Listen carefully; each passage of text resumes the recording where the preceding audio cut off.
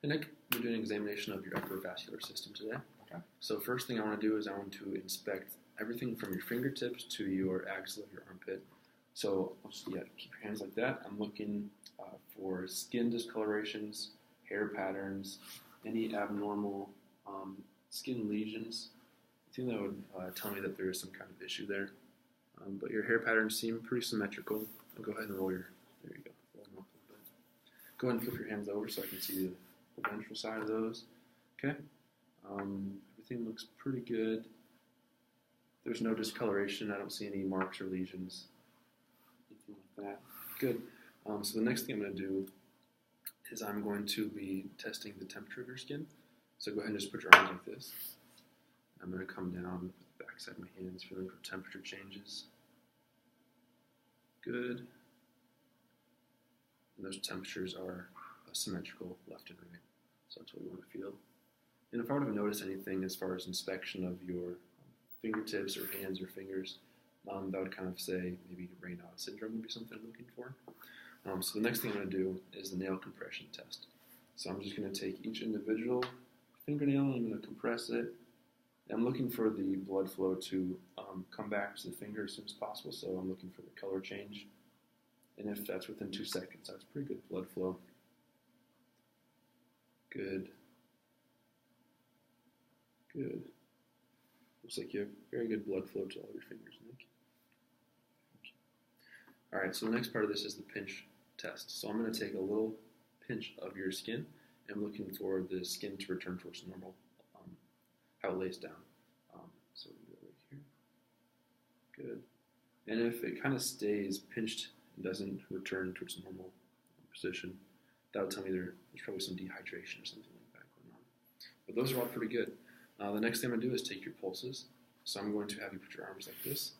I'm going to take your radial pulses and then your ulnar pulses and your brachial pulses. So I'll do these ones bilaterally with 2 or 3 fingers. Good. They're both strong and of normal rhythm on both sides.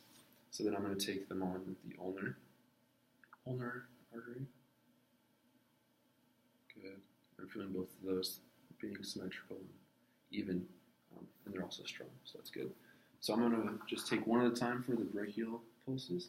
I'm just going to medial of the biceps tendon, and I'm feeling for that. You have a strong pulse there, and it's regular. Do this one here. Also a good pulse, regular rhythm. It's very strong. Awesome. So there's a test I'm going to do called Allen's test.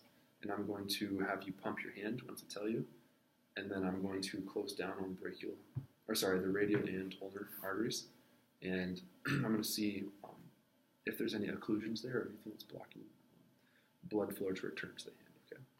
So go ahead and pump your fingers a little bit. Yep, pump it up and close it. Good. Now open. And open the radial artery. Blood flow returns. Same thing. Go ahead and pump it. Close down, go ahead and open it, and open the ulnar artery up, and blood flow returns, which tells me that both have good blood flow to your hand. I'll do the same thing on this hand real quick. Go ahead and pump, close, good, open.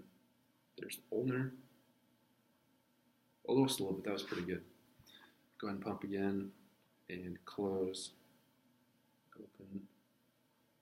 Awesome, blood flow returns to that one too. So that's a good Allen's test, and there's nothing wrong with that. The next thing we'll do is check your epitrochlear node. So it's right here between the bicep and tricep, a little above the epicondyle.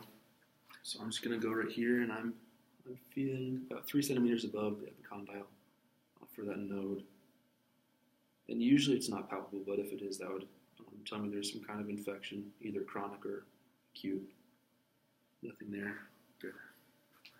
I'll go to this side, and I'm also going to palpate here. Looking for that node. It seems like there's no node there. Awesome. All right, next thing I'm going to do is check your axillary lymph nodes. So I'm going to do the apical, which is in your armpit, and the humeral, which is just under humerus, and then pectoral and subscapular, okay? Go ahead and put your arm up for me. So I'm just feeling that humoral lymph node. Good. There's nothing wrong with it. It's not hard, or is it tender at all? No, it's not tender, and it's not rubbery, and it moves well. All right, now I'm going into the apical. So I'm feeling for the lymph node and the axillary. Good. And I'm feeling to make sure that's not hard, rubbery, or that it does not move. Awesome. Now I can go to the subscapular, so I'm just going to reach around, feeling in the subscapular area for the lymph nodes, making sure that nothing sticks out as far as tenderness or that it feels like some kind of bouncy ball or something like that. The next one I'm going to do is the pectoral, so I'm going to go right here, just next to where the humerus attaches, and I'm feeling for those pectoral lymph nodes. Those seem normal too. I'll do that bilaterally. Back to the humerus for the lymph nodes. There's the humeral lymph node. Like I said, it feels normal. There's nothing abnormal about it. Then we got pectoral lymph nodes here, and axillary, and then subscapulars down here. And those feel symmetrical on both sides. There's nothing concerning about those, so that's pretty good. All right, that concludes our examination. Thank you. All right, thanks.